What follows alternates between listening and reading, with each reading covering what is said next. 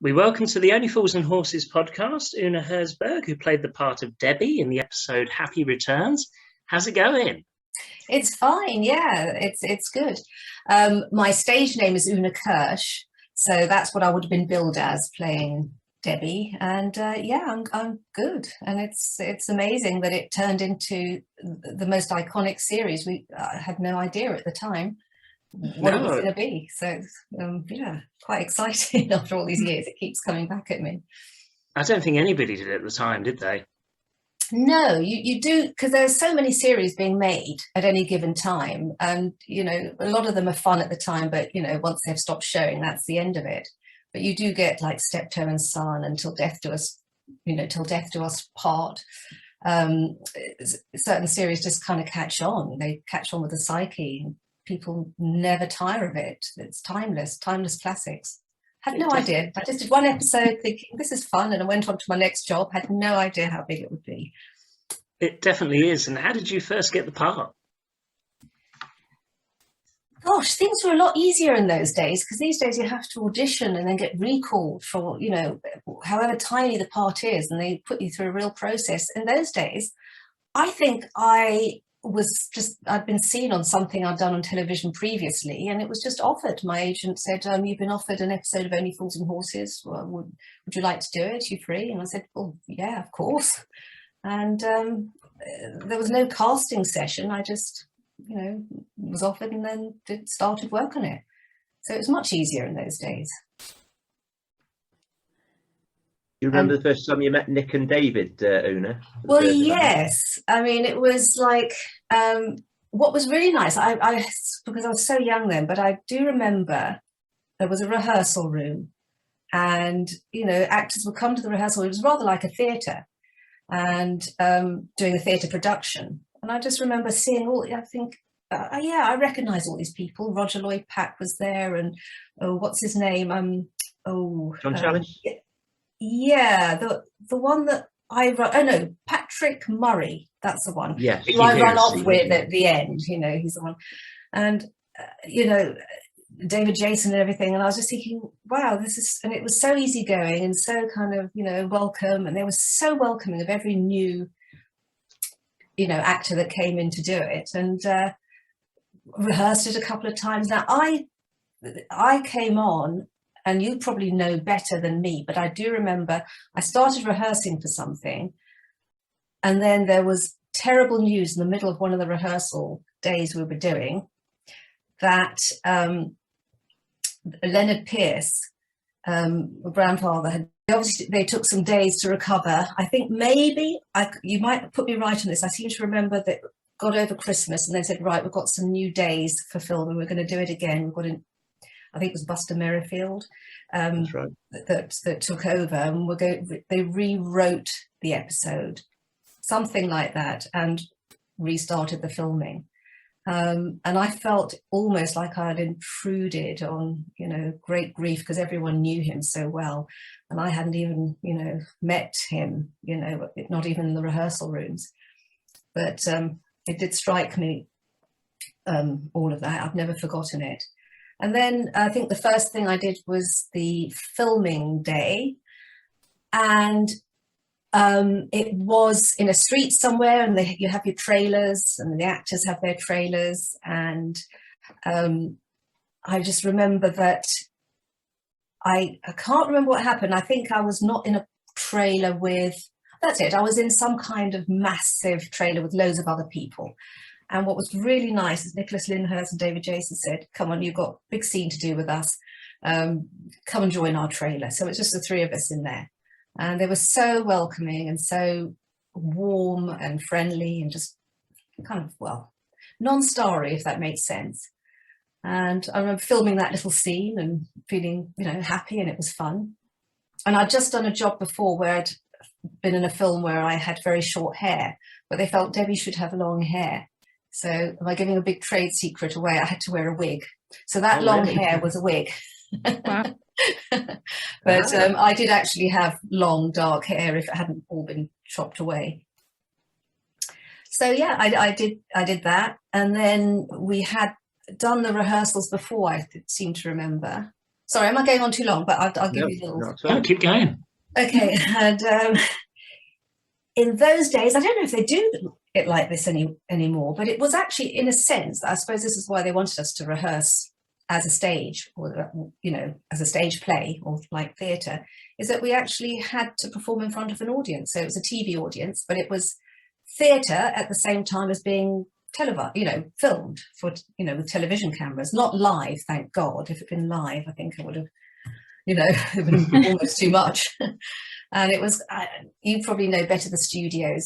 Some studios in London, could have been Teddington Studios, I'm not sure, but it's BBC, so I doubt that. I seem to remember it was in Canary Wharf, but I could be completely wrong about that.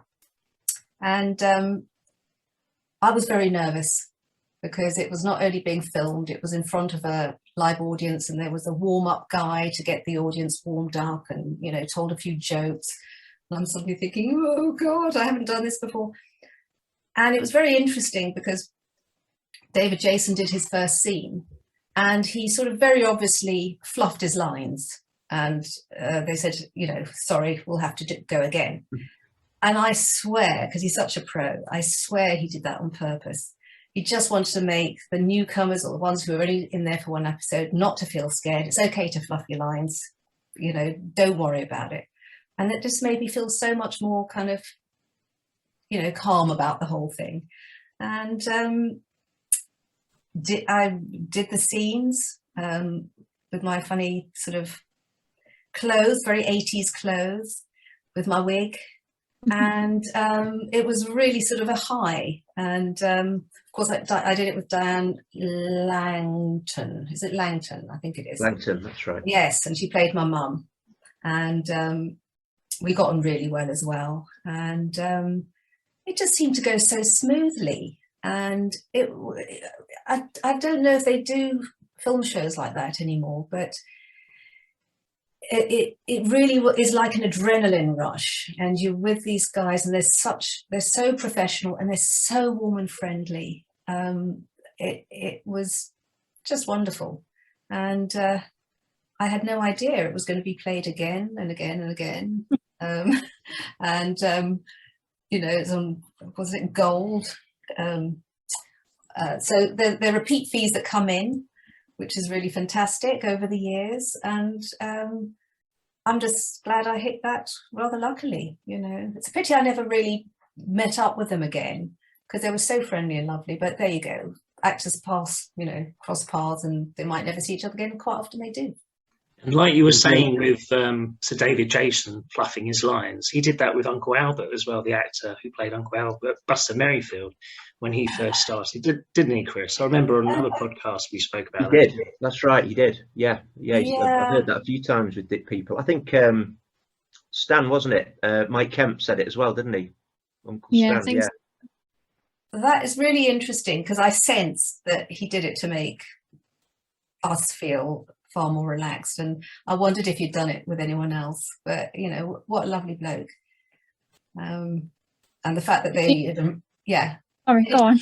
No, carry on. I could just Did you carry keep on anything forever. from the set? Sorry? Did you keep anything from your character? Well, I wish I had. I mean, I wish I'd kept, in those days, you see, you get the script, you do it, and you think, right, on to the next job, you junk the script and you go into the next one. And I didn't keep anything. In fact, I did. The jumper that I wore in the newsagents, that colourful jumper, was actually my jumper. They just said to me, have you got anything colourful? And I said, well, I've got this sort of really crazy coloured jumper. And they said, well, just bring it along. And I brought it. They said, yeah, wear it. And I have no idea what's happened to it. It was part of my wardrobe. I could go back home and see if it's still there. Not my home, but I was still living with my parents at that time. Back to the sort of family house and see if it's still there. But it'd be quite iconic if it was. But for some reason, I think someone's nabbed it, because it's mysteriously disappeared. You didn't keep your wig then? Sorry? You didn't keep your wig then? No, I didn't keep my wig. Because I intended to grow my hair long again anyway, so it would have been, that's what it would have looked like if it hadn't been cut. Yeah. So I hope it didn't look too wiggy, No, I didn't tell. No, you can't tell. Okay, No. Brilliant. How long would you say it took to film your scenes, Oona? Would it be a few days or? I'm just trying to remember. I think I literally, well, we had something like 2 rehearsal days. Then we had 1 film day, the one filming day that I did in the newsagents, and just 1 studio day. And actually, that wasn't a day, it was an evening. It was an evening of entertainment for a lot of people. And in a sense, I mean, when you're younger, you don't worry so much about, you know, getting there on time. You don't get these, you know, actors' nightmare is, you know, we all have these nightmares where, you know, we're due on stage and, you know, we can't get there because the bus has broken down, and then we try and walk, and then there are roadblocks, and then, you know, the inevitable happens, you never get on. You know, I didn't have that. I remember just taking London Transport there, getting there sort of within a sort of, it was kind of evening-ish, and then you go straight to makeup, and you know, you get your makeup done. They have to be careful about the wig, so because you don't want to put the wig on before you put your clothes on, because if you take clothes off and stuff, the wig will come off with it. So that was all done, makeup, and then the clothes, and then the wig, and then it was totally like theatre. It's like, here's your entrance. And it's like, right, come on stage. Now this is, and it wasn't, in a sense, it wasn't like theatre. It's not like there's a play going on and you come on. It's just like, okay, you're on for this scene, and you just walk on, and then they set the scene up, and then they play it. And actually what people are watching in the audience, you've probably been there yourself, they're watching on a big screen. So they're not really looking at you directly, but they are seeing what the finished product's going to be like with the various cameras and the angles. So it's difficult to know how long it took. Certainly the little, you know, in the newsagents, that probably took just a couple of hours, really. There might have been other scenes that were shot around there on location, but that was quite a simple one. I mean, it was like angle on me and then angle on Rodney. There weren't lots of shots of him walking in and me kind of walking around the shop or anything. So it was quite quick, probably a couple of hours. Yeah. Then it cuts to Del and Rodney leaving the shop, and then your brother in the story, Jason, yes. He nearly gets run over, doesn't he? Oh, and, that's right. Yes, yeah, that's right. God, do you know, I watched it at the time, and I probably watched it a couple of times then, and then you kind of have to remind yourself of the story. The bits I remember, you've reminded me about my little brother in that. Because then, you know, the bits I remember are the terror of Del Boy thinking that, oh my God, there's going to be incest, and stopping that kiss, and Diane being my mother. And they chose obviously someone who looked a bit like her. I mean, we both had dark hair, blue eyes, and that was probably part of the casting that went with it. That's the part of the story I remember. And it was actually, yeah, they had all these little ideas of how we nearly kiss, and then, you know, suddenly we're disturbed or broken into. And I just went along with whatever direction they gave me, and they had such lovely little ideas. So, yeah, one of those fun jobs that you don't really forget. And I think it was funny. It was either Trigger or Mike. He says, might be Del Boy's daughter because she shortchanged me the other day at the shop. Oh, yeah. Oh, yeah. Who was that, Chris? Do you remember? It was Trigger. It was Trigger. Yeah. That was funny. And she is a bit flighty as well, because she's interested in the other character first. Mickey. Mickey, yeah. So she's about to go off with him anyway. And then it turns out there was lots of sort of goings on behind each other's backs. So she was having an affair. The mother was having an affair with someone else while she was supposed to be going out with Del Boy. But actually, it turns out he was having an affair with someone else too. So it's all kind of, all that comes out in the backwash. I think Albie Littlewood was your dad, wasn't it, in the story? Yeah. In the end. Oh, that's right. Yeah. Because she was actually, she was cheating on Del Boy with Albie. That's right. So and Del's cheating with Deirdre, your Junie's mate. Yeah. So Junie was all upset then, wasn't she? That yeah. Oh, that's right. Yeah. And it all came to light sort of years later. So yeah, actually me and Rodney could have carried on, but we didn't anyway. It was okay. Probably for Yeah. the best. We were only playing games. I remember that bit. Oh God, yeah, of course. I mean, it's funny enough. I was looking at the cast list just yesterday. That you know, some of the cast lists that have been in Only Fools and Horses over the years, and I'm just seeing if there's anyone else I worked with, and yeah, there would have been a few. I mean, I was trained at the Anna Scher Theatre, and I think that quite a few from the Anna Scher Theatre that had parts in it. I think there was Nuala Conwell. She was one of the barmaids. Is that from did you meet on the bill? Because she was in the bill, wasn't she? She was in the bill as well, yeah. I met her at Anna Scher's because we used to do all our lessons together, and you know, we'd bump into each other then. And she played Maureen, a barmaid. That's right, in one of the other episodes. I know one person, you know, I've only found out about 10 minutes ago. Roy Marsden. You were in a film with him? Was it A Certain Justice? Yes. Oh, which episode was he? Who did he play? He was one of the Driscoll brothers. Do you remember it was on Rodney's stag do at the Nag's Head? One brother was huge and the other brother was small. It was Christopher Ryan who was Mike in The Young Ones, was the little brother. Oh, right. And he said, "Here's £1, I want change." Do you remember that? Yeah. I didn't watch that episode, but I should have. Yeah. Well, it doesn't surprise me that, you know, he was in a lot of people who sort of popped up suddenly. I thought, God, they were in it as well, and who I worked with. There was another one, Roy Heather. He played. Now, who did he play? He played a cafe owner. Sid. Yeah, Sid. Yeah, Sid. And I don't know when he played the cafe owner, because I worked with him in 1987 on a theatre tour, French farce. I don't know if he played Sid after 1987 or before, but we never. He did both. Yeah, he did quite a few episodes. Probably was in about 15 or so. Oh, really? Yeah, well, he did quite a few. How funny. We worked together for about 8 months, and I don't think it ever came up in conversation that we did the same, you know, series, you know, episode or episodes. So yeah, I mean, it's had a long life, hasn't it? How many series were there? 7. How many? Yes, and then some specials.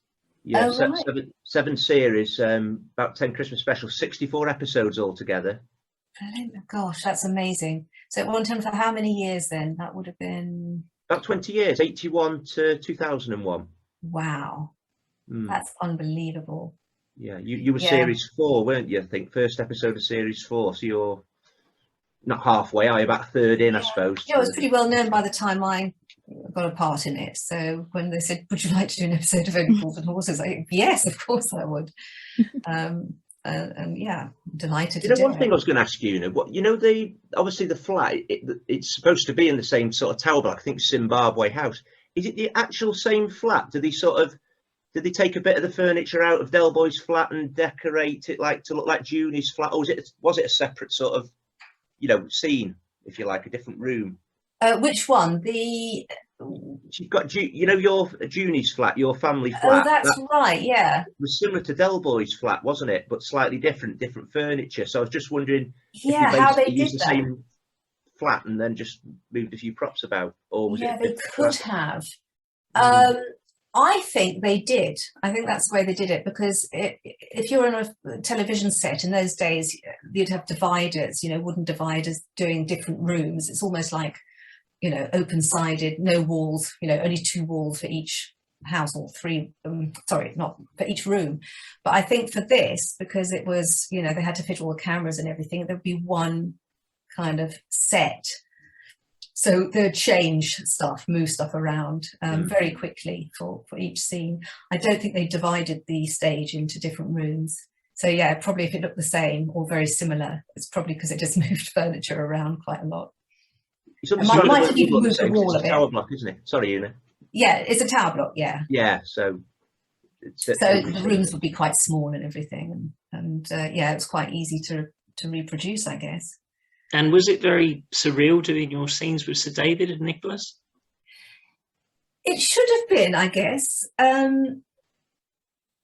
But it just felt like a bunch of actors in a room together, just getting on with it. And honestly, they were so down to earth. It didn't feel surreal at all. It was like, oh yes, of course.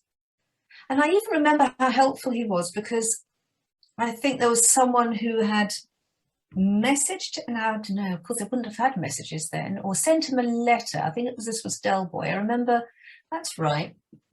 Because we'd started rehearsals before Christmas, and then there was this tragedy with Leonard Pierce dying, and then we had to restart rehearsals in January. And when I came back, I remember David Jason saying to me, did you send me a letter, you know, sending condolences? Because I received a letter, and it was from someone called something like Uda or something. And it was very similar to my name. And he said, thank you so much. And I thought, it wasn't me, but I do send condolences, and thank you for thanking me for that. It was just, you know, he seemed to know everyone. He just, you know, anyone new that came on, he'd remember them. And he must have had so many guest appearances from actors that he was just your friend, you know, and helpful for every single actor that went on. But he probably knew that the more you do that, the more you make them feel comfortable and welcome, the better the job's going to be. It pays off for the whole series, because there's a wonderful atmosphere that will just pervade the whole thing. And that's what it had. I mean, you just felt like you wanted to be part of their lives. It was just so warm, and like a whole contained little community. And that was partly the way, you know, partly their brilliant acting. I mean, they were so brilliant, the pair of them, and all the actors that were brought in, but partly the feeling that they gave to, you know, the way they treated everyone, the sense of well-being on set.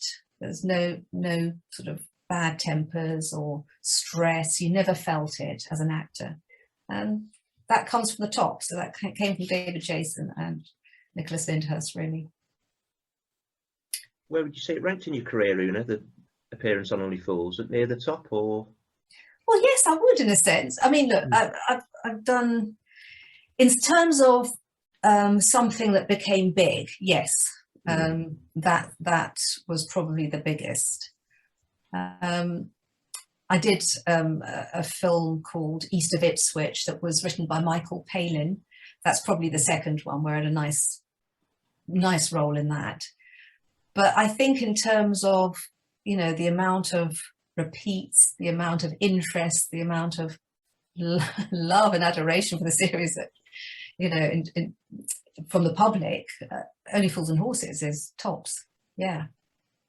And I had no idea at the time. Yeah. So Auf Wiedersehen, Pet, I read that you're in the first series of Auf Wiedersehen, Pet. Yes. Because my mum's German, I can speak a bit of German. Oh, you was the German. Yes. Yeah. Wayne's girlfriend. Who's the actor? Did he sadly pass away? The guy you did the scene. Yeah, I think yeah. Oh, Wayne, yes. I was playing Gary Holt's girlfriend. Yeah. But I mean, it was a very small part. In fact, it was so small, I was able to play for 2 different episodes. I was playing 2 different German girls. They were past me. If you didn't notice me too much in one episode, you wouldn't notice it was the same girl playing a different part for another one. So in those days, actors, if you could speak a bit of German, even if you didn't speak it fluently, you'd get that part. So I did, and I had a few lines in German, and that was fine. These days, things have changed. They would get a real German, someone who can properly speak German, or someone from Germany. But that was another actually really good series. But I didn't have such a sort of noticeable part. I think I was sort of the German girl. I think I was a barmaid in one episode, and then Gary Holt's girlfriend in another one, but only in 1 or 2 scenes where we're just sitting in a bar together and having a bit of a chat. But that was that before? I think that was before Only Fools and Horses. Might have been after, I'm not sure. I think it was around the same time. I looked, and I think it said 84, so it'd be around about the same time, I think. Right, yeah. It would have been, actually. It was probably just before then. Just because before. yeah, Only Fools and Horses was just the beginning of '85 that I did that one. And I read Grange Hill was another one. That was the Todd Carty sort of era, was it? Tucker Jenkins That's right. sort of Yes, era. I did an episode of that as well. Yeah. I mean, again, you know, I'm always happy because, you know, they'll phone up and say, would you do this part? And, you know, it's not very big, but, you know, and I say, well, yeah, of course. I wasn't particularly fussed. And I think I just played a rather sort of unpleasant mother in having some kind of a bitchy session in the toilet talking to another mother, but it's quite a long time ago, so I don't remember what it was even about, what we were talking of. But anyway, that was again Grange Hill. Again, a lot of cast members came from Anna Scher's. I don't know if you've heard of Anna Scher. She was very much like this drama school that was set up in Islington. Lots of kids kind of from around that area who had the London accent naturally, who became big actors. You know, Phil Daniels came in there, Pauline Quirk, Birds of a Feather, you know, the other one as well. All Anna Scher actors or young people. So Todd Carty, I think, would have come from there, I presume, wouldn't he? I don't know if he did. Funny enough, I'm not sure if he actually came from Anna Scher, but loads of others. EastEnders would be another one. Loads of people came from Anna Scher's. And funny enough, I although I went to Anna Scher's, I came from Highgate, so I had a bit of a, you know, I was a bit sort of a posher girl, but I went to Anna Scher's, and I think I got a lot of parts like, for instance, Only Fools and Horses, because they just assumed I was kind of a kid round the block or something, which was great for me. I got quite a lot of work that way. So yeah, it really brings back a whole era, and they did things differently then. It was less, it's a little bit less, what can I say? Television is now, you come in, you rehearse your lines on set, and you know, you're on and off as quickly as they can get you. And it's back, you know, it's shot as quickly as they can do. They really spent time. It was like an art form, these iconic series.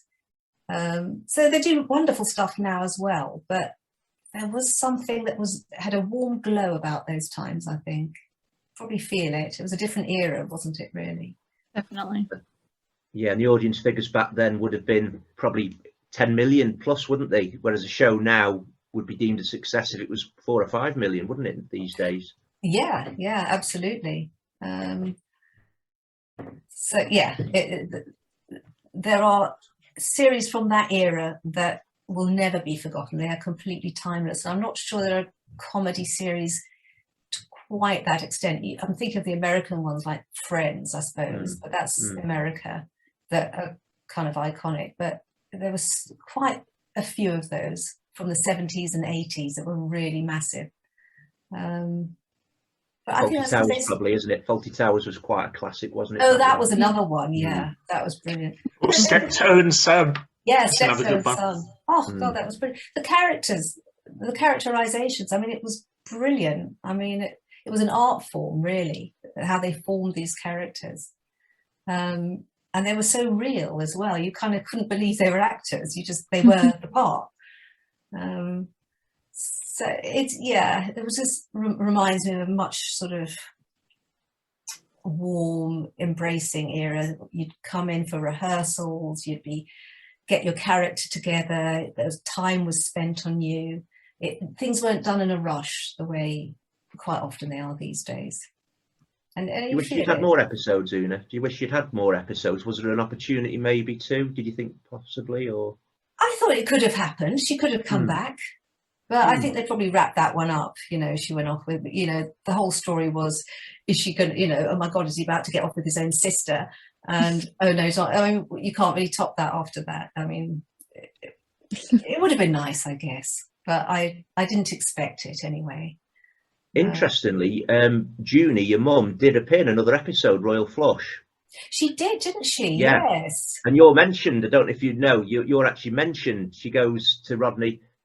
Rodney's got his girlfriend there, and he goes, he used to go out with my daughter. And then Junie says, she's living with a Cypriot geezer now.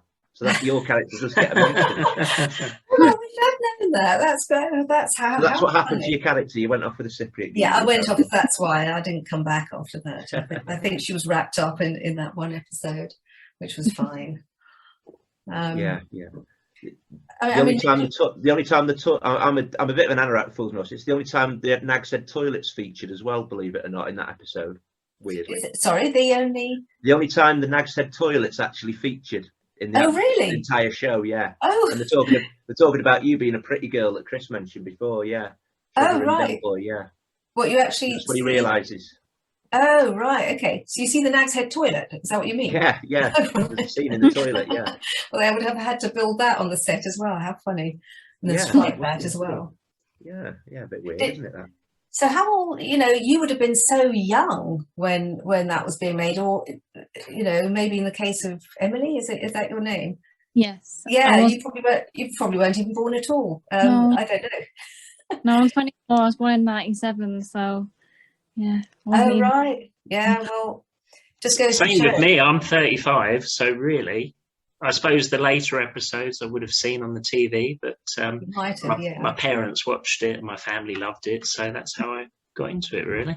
Oh, right. Okay, because with all the repeats as well. I was born 76, so I sort of remember, like your episode, I remember that's probably when I started watching it, really, that sort of series. Yeah. All I watched was all the Frozen Horses. I had to watch it on repeat. I used to try and find me mental for watching it constantly. Really? Yeah. Well, there's a lot of episodes to get through, and There's a lot of episodes. Yes. And it does kind of have a kind of momentum to it. I mean, each story is self-encapsulated. It's a whole little story in itself, but you do have the running characters, and things are referred back to each other, and things that happened. It's not like it's a completely different idea that's happening every single time. It's just another day in the life of Del Boy and Rodney, and it was so charming. Just built up a whole community. You actually thought you wanted to be part of it. Like I've said before, you want to be friends with them, meet them down at the pub and join in and kind of talk about, have a drink. Yeah, have a drink, exactly. That's so interesting, that Leonard Pierce. I didn't know that episode. He was supposed to be in that episode. I thought John Sullivan had written your episode after he died, but interestingly, like you said before, he hadn't. Leonard would have been in that episode probably. Yeah. I mean, this is what I remember. I mean, it's the only way I can put it together is that he might have been in hospital at the time, because I know he went into hospital with chest pain, but I'm not sure if that was it. He was supposed to be in the episode. Yeah, we were filming it, and maybe they decided to write him out of my episode because he wasn't very well, but they expected him to come back for the one after, but I don't think so. I think he was supposed to, because they had to rewrite stuff. So and we had to kind of stop for Christmas and quite a good couple of weeks, but then I suppose the show goes on. And that was I wish I'd sort of understood better what was going on then, but I think they renamed it Happy Returns. I don't know if it was called Happy Returns when I started, but I could be wrong. And if only I'd kept the script, because that would be iconic now, wouldn't it? It would. Those days, you just throw them away once you've done the job. But like we've said many times before on the podcast, people didn't really keep things back then, not like they do now. No. You didn't think. I mean, I still do that now. If I've got a job, I think, otherwise the paperwork would just build up and build up. You just dunk it. But yeah. I suppose because it was already quite a famous series by the time I got a part in it, I should have thought. But you're young. I was only 22. What did I know? So yeah, I threw it away. And of course, I knew Nicholas Lyndhurst from previous work he'd done. I remember seeing him. Like one of his first jobs after he'd left drama school, I think he went to the Sylvia Young stage school or something. I think that's where he came from. But Sylvia Young was a very big stage school, and I saw him in a series called The Prince and the Pauper. It's a famous story about two brothers that get separated. One's brought up as a prince and one brought up as a pauper, or they get swapped or something. But how that can mold you. And I remember thinking how good he was in that. He was only about 18 when he did that. What was your favourite memory about meeting David, Jason and Nick and everybody? I mean, first of all, the warmth that I've spoken about, and the fact that they cared about new actors, or, you know, coming onto the set and doing their best, taking time out, making an effort to make them feel comfortable. And I just remember, I shan't forget him fluffing on purpose, because I knew he did it on purpose. And it did put me at ease. And also inviting me into their Winnebago, Jason and Nicholas's Winnebago, to have my lunch in there, because I think I you know, you get these catering vans, and you know, it's lunchtime and you get your plate of food, and I'm walking down the pavement thinking, where do I have this? Where do I have my food? And the door opened of their Winnebago, you know, the trailer, and they said, come inside and eat with us. You know, it's warm in here, and you know, it's not very nice, you know, with all the other crowds, and you know, you haven't been told where to go, just join us. And it was so nice, and I just remember having a lovely lunch with the two of them, just the three of us in the Winnebago, and just can't even remember. We're just talking about what was going on at home, and you know, just talking about the news a bit, and it was just warm and friendly, and just two guys and one girl, three normal people just having a chat together. I shan't forget the sort of how, I don't know, generous they were in spirit. Does that make sense? Mine's a tough question, Oona, this really. Yeah. Very tough question. If you could choose, Debbie, a character, to either marry Rodney or be Del Boy's daughter, which would you choose and why? Oh, you as Debbie. Yeah. I choose. Which would you prefer for your character? Gosh, I'm sure he would make a lovely husband, but maybe he wasn't quite ready for it, for you know, a full-on kind of responsible type relationship, knowing what it was like. So I would probably prefer to be Del Boy's daughter, because he'd teach me a thing or two. He's a bit wiser than Nicholas, than Rodney, and yeah, it would teach me some good life skills, I would imagine. And put together with a mum, you know, I might be sort of quite a force in life and be able to look after myself. Yeah, so I'd be the daughter. Good question. Mine's about the live studio audience. Do you think that should be do you think it should come back, as in like when they make TV today? Or are those days just totally gone? And I do. I mean, I wish they were still there. Those days are gone. I mean, if it came back, it would have to come back with the gentler nature, the gentler pace of getting a show together. So you couldn't do it in a rush. If you did that in a rush, it would be too terrifying. It's like, come to the studio and just learn your lines and make sure we'll just go through your moves just before we film. Actors would die of fright. Well, I would. So if they got the rehearsal days together, I think it would be great. I think there's a real richness to some of especially the comedy shows, because it's a real chemistry thing that brews. It hasn't quite got to, you know, it's not quite the same as it used to be. That's what I'm trying to say. So yeah, but I think it's impossible, because the way they push things now, just technology's changed everything, so it probably wouldn't work. But I wish it could. Sorry, Emily. Have a live audience. Sorry, was it? And doesn't Mrs. Brown Boys have a live audience? Oh, what's Mrs. Brown Boys? You mean another series? Yeah, it's like an Irish comedy. It might well do. I don't know. I haven't investigated whether it's gone entirely. But it's quite rare now, isn't it? I would imagine. Modern TV.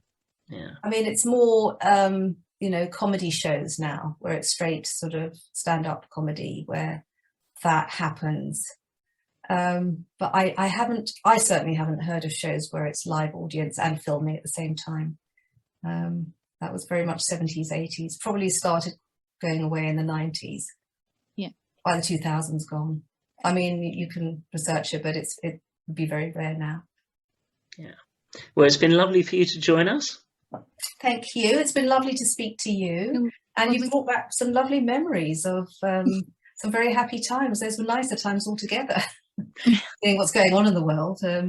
It just was a lovely period. But anyway, thank you very much. And Thank you. Thank you, Oona. It's been a Lovely pleasure. meeting. Okay. Have a good evening.